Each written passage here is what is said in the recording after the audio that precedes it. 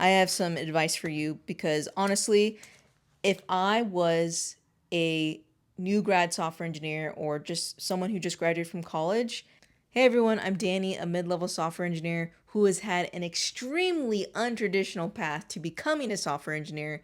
And I'm going to talk a little bit about myself, my struggles, and how that could potentially help you and give you some unsolicited advice if you're a new grad software engineer, junior engineer, and or just graduating in this tough job market. I have been through so many trials and tribulations to get to where I am today, and I'm all about helping, mentoring junior engineers or anyone who just wants to do something better with their life.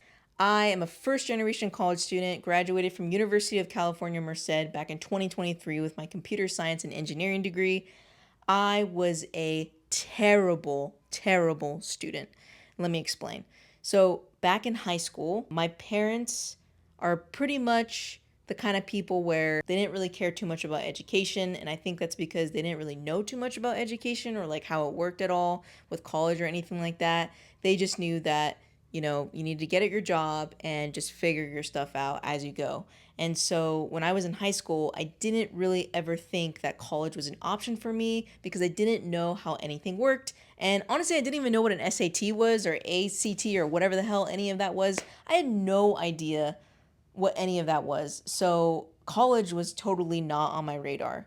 I started playing guitar when I was 10 years old, and honestly, I was pretty gifted with that. It was something that came really natural to me and something that I was really passionate about at a young age. So I was a really good guitar player. I would play in bands and write my own music in high school, and it ended up leading me to become a professional musician and touring all around. In high school, I pretty much told everyone who was slightly concerned with my academics, like teachers and stuff, you know what, high school is just temporary. I'm just trying to like graduate, and then when I get out of here, I'm going to become a professional musician. And everyone believed me, so I kind of just skated by and barely graduated high school with like C's and D's or whatever. So when I graduated from high school, I was basically working dead end jobs at like pizza shops and rental car companies and touring in between. This was obviously good enough for me to get by and do what I loved, which was playing music. But there was a point in my life where I knew that there must be something else that I can do besides coming home from tour and working these minimum wage jobs. So I was trying to figure out what can I do that's like remote that I can do on the road. And that's when I found web development and or software engineering. I grew up in San Jose, California, which, as you know, is Silicon Valley, right? So I was interested in going to boot camp, but I was surrounded by really smart people who told me just get your computer science degree. But what these really smart people didn't know is that I was a terrible student and I had no idea what I was in for. I had to start at community college and start from the absolute bottom of the barrel. I had to take pre-algebra, all these prerequisites that I had no idea what any of this was, and I didn't even know how to properly study. I just taught myself and learned and was absorbed in the culture that was just trying to learn how to become a better student. Now, I don't want to get it twisted at all. This was not just a 0 to 1 success story.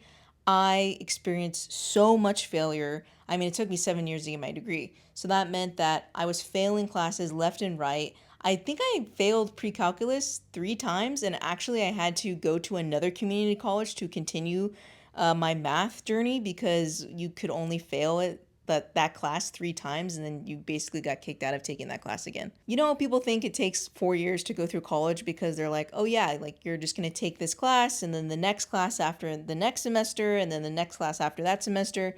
That was completely not my journey. I was failing classes left and right, struggling so hard, sleepless nights. It was absolutely terrible because I just had no idea what I was doing. Mind you, I went back to college when I was 21. I decided to bartend full time and try and do school full time because I was obsessed with not having any student loan debt. Honestly, probably wasn't the right thing to do because of timing, but I don't regret it because I mean, I graduated with no student loans. Computer science or really any degree that is extremely demanding of your time inside the classroom and outside the classroom, you should really just try and dedicate your time to honing in on those skills. It will benefit you more in the future when you get out, but that's just what I think looking back. But again, I'm very grateful that I don't have any student loan debt. So when I was at UC Merced, I had an internship opportunity at a company, but the company was across the country. I went ahead and I took it, and honestly, that was probably one of the best decisions that I ever made. This was at a time where my anxiety was extremely high, my mental health was not very good.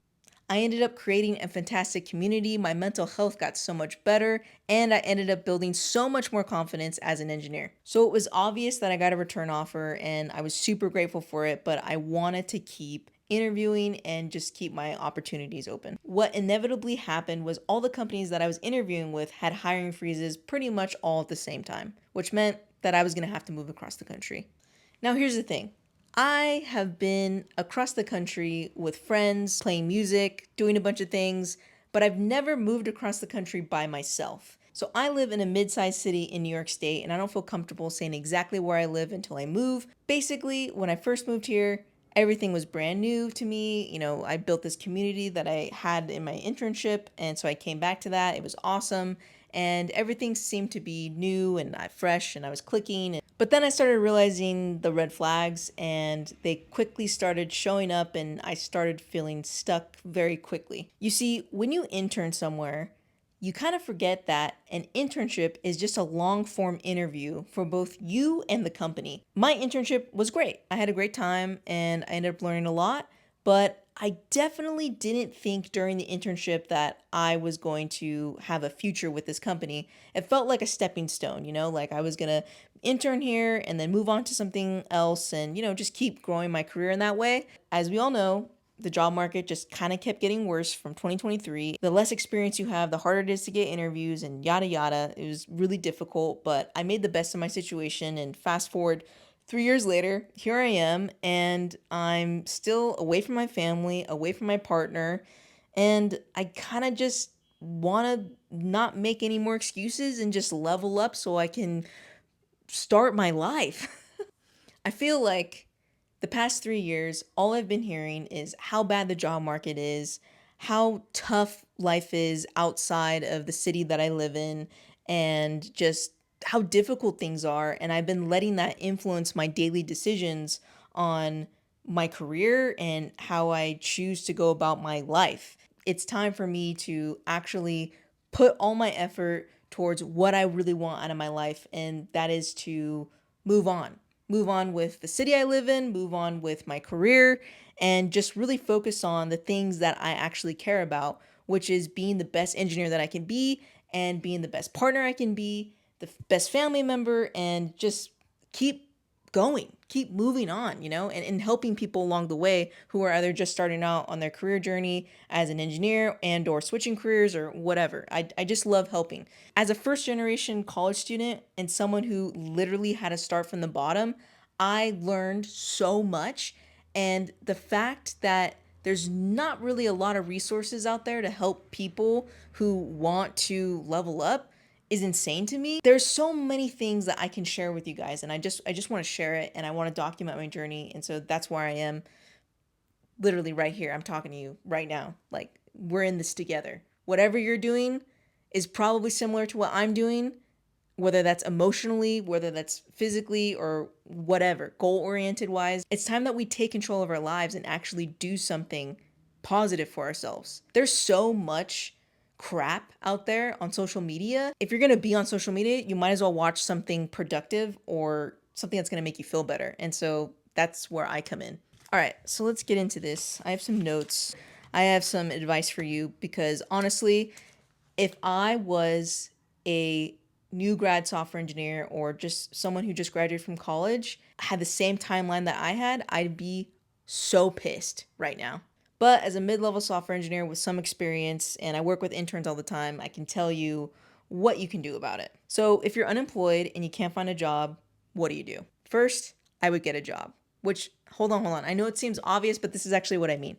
You get a job that you really don't care about. And what I mean is, yes, that's like door dashing or delivering pizzas or just some job that will pay some of your bills or hopefully most of your bills, but you just really don't care about it. The reason why you don't want to care about it is because your emotional strength is going to go towards whatever you're building. You're going to build something. You're going to build a project, you're going to build your lead code or technical interview skills, whatever. You're going to build, your side business. You're going to build your portfolio, whether that's art or whatever it is. You're going to use your emotional strength to build whatever you need to build to strengthen and level up yourself so that when you get the opportunity to get that interview, to get your foot in the door and start your career, you're not gonna mess it up. And you're gonna get that opportunity. Don't worry. If you keep at it, you're gonna get whatever you want. I'm so serious. Please take it from me. It took me so long to get my foot in the door. I mean, 7 years to graduate. Like, are you kidding me? But it literally happened. I never gave up, and look at me. Like, seriously, look at me now. So just keep going because luck equals opportunity plus preparation. The second one is extremely important, but you probably haven't really thought about it yet. Networking. Networking is extremely important. And I'm not just talking about going out and meeting people who are trying to accomplish the same goals as you. I also mean keeping around the people who will actually raise you up. The people who you're surrounded by will make or break your future. People who you don't really respect, but maybe are fun to be around and hang out with, you don't really want those people to be in your core five. And what I mean by core five is that's just the 5 people who you hang out with the most. Since I'm an engineer who wants to level up and just be a better engineer in general, for me, that means that 3 of those 5 people are gonna either be engineers that are better than me or engineers who wanna be better than themselves right now. And then the other 2 are gonna be people who I don't care what their profession is or who, whatever they got going on in that regard. I just care how they treat me as a person and as a friend. So think about your 5 core people that you have in your life right now. Maybe it's not 5, maybe it's 3, maybe it's 4, maybe it's 2 people, whatever it is. Think about the people that you hang out with the most and think about what they bring to your life. What value do they bring to you? But my point is that you really want to make sure that the core people that you hang out with all the time are on your side and want you to win. I also just quickly want to preface that it's not just what these people do for you, it's also what you do for your people. You always got to show love and respect people that show up for you. That is my big, big thing in life. Okay, the last thing I'm going to say as unsolicited advice is don't complain. And if you do complain, only complain to a couple people. That's your parents, your partner, or your best friend. Whatever you put on the universe, it comes back to you. Yes, sometimes we need to complain. There was a time a couple months ago when, I'm not kidding you, a lot of my friends were getting new offers, new jobs, and it just seemed like everyone was winning except for me. And I made a little video journal for myself, complaining, saying, hey, I love my friends. I'm so glad that they're getting their jobs, but when is it my turn? I've been working so hard. I've been interviewing. I've been doing whatever I can. When am I going to be able to have my opportunity to shine?